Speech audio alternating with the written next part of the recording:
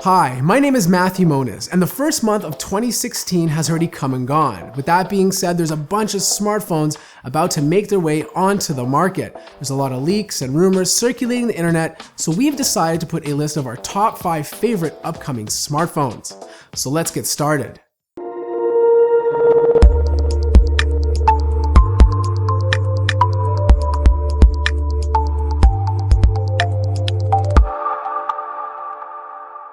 First up is the Samsung Galaxy S7 and S7 Edge. The specs and design have been heavily leaked, and we're pretty confident on what to expect.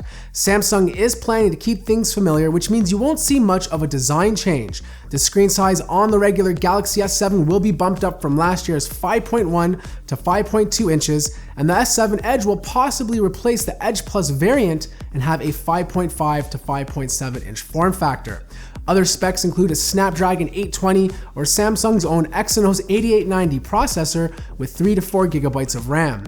The S7 is rumored to be water resistant, along with the return of the micro SD card slot. A lot of unhappy, dissatisfied users from the S6 will be happy to know this. Just don't expect a removable battery. Now, just like most OEMs this year, the micro USB port will be dropped for a USB Type-C one, but it will also incorporate faster charging capabilities, such as being able to charge your phone from 0 to 100% in just 30 minutes. The camera on last year's S6 was one of the best on a smartphone in 2015, which means we can expect a really good camera on the S7. The rear-facing camera is reported to take a drop from 16 to 12 megapixels, but offers stronger performance with larger light cells in the sensor.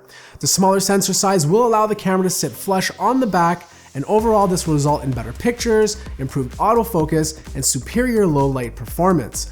Other rumors include amazing battery life and a retina scanner, which would be an additional way of using biometrics besides your fingerprint to unlock your phone.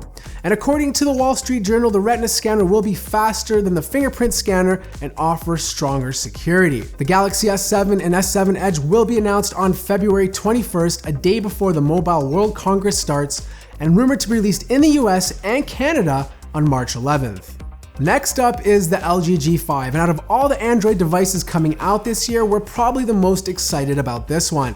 The G2, the G3, and the G4 have had the exact same design model for the past few years. According to rumors, the G5 is going to be completely redesigned using an all-metal build to put it in line with its competitors. But the most interesting thing is that the bottom of the phone will slide out, allowing you to swap out a battery when needed. This will keep LG as one of the only companies to still offer a premium phone with a removable battery and a micro SD card slot. Other rumors include dual screens similar to the LG V10 and the total size being bumped up from 5.5 to 5.6 inches. You can expect an upgraded processor using a Snapdragon 820, 32 gigabytes of storage space, a micro USB card slot, and 3 to 4 gigabytes of RAM. Battery size is expected to take a small drop from 3000 milliamps to 2800 to incorporate a thinner build. Now, the camera on the G4 was an absolute powerhouse, taking amazing photos and offering excellent low light performance. According to these leaked photos, it shows that the G5 will have dual cameras on the back, one 16 megapixel and the other 8, which will allow for wider types of shots and better low light photos. But that's not all. Korean reports suggest that there will be an iris scanner for authentication and a new feature called the Magic Slot, which will allow you to connect accessories directly to the phone. Imagine connecting a keyboard or an additional camera to the Magic Slot and turning your phone into the ultimate smartphone. This would line up with an invite LG sent out with the wording "Play Begins." The LG G5 is set to be announced on February 21st during the Mobile World Congress and released shortly after. iPhones have gotten bigger ever since the introduction of the iPhone 6 and 6 Plus, but some people just prefer the small size of a 4-inch iPhone. As of right now, the only option from Apple is the iPhone 5S, which is becoming quite dated. Now, Apple is rumored to be introducing a new 4-inch device called the iPhone 5 SE, aimed at those who want something more affordable and, of course, smaller. The iPhone 5 SE will be the same size as the 5S, but might take a few design cues from the iPhone 6S. It could possibly adopt a similar display with curved glass along the edges. Performance will be on par with the iPhone 6S and use an A9 processor, but RAM might be limited to only 1 gigabyte.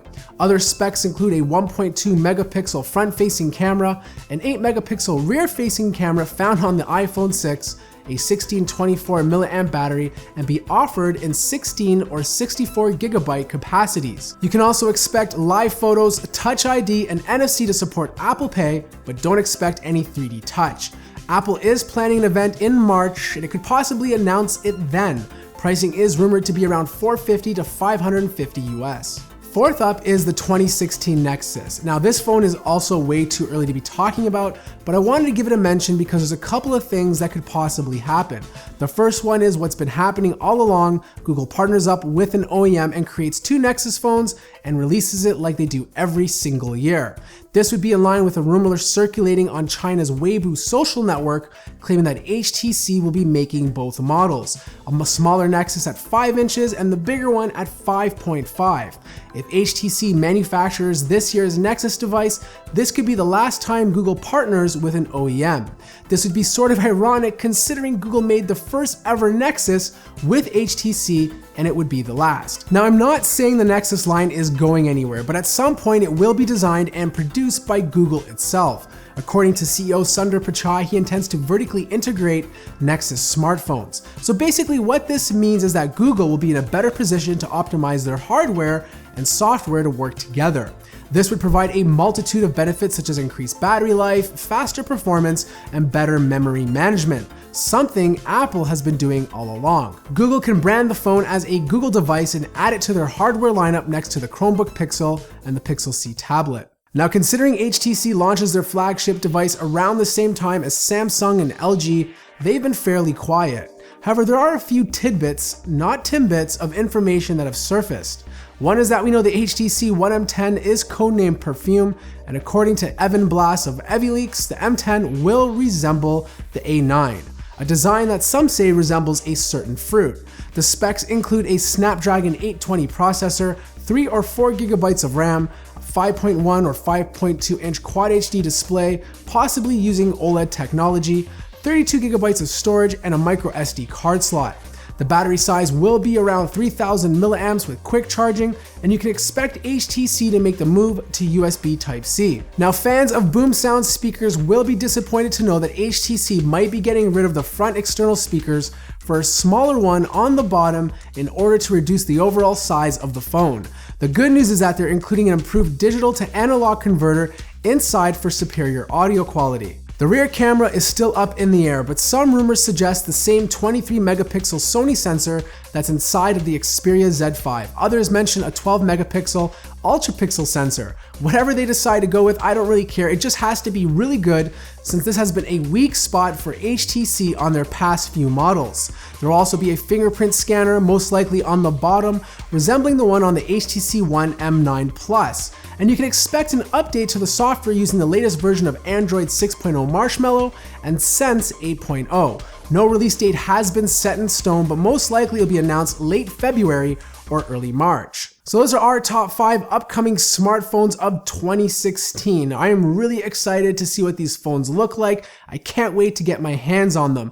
If you guys are excited as well, let us know in the comments below, or if we missed any phones that you're even more excited about, we want to hear about it too. Thank you so much for watching this video. If you enjoyed it, make sure to hit that like button. And if you're new to the channel, feel free to subscribe. And don't forget to visit www.mobilesyrup.com for more news and information.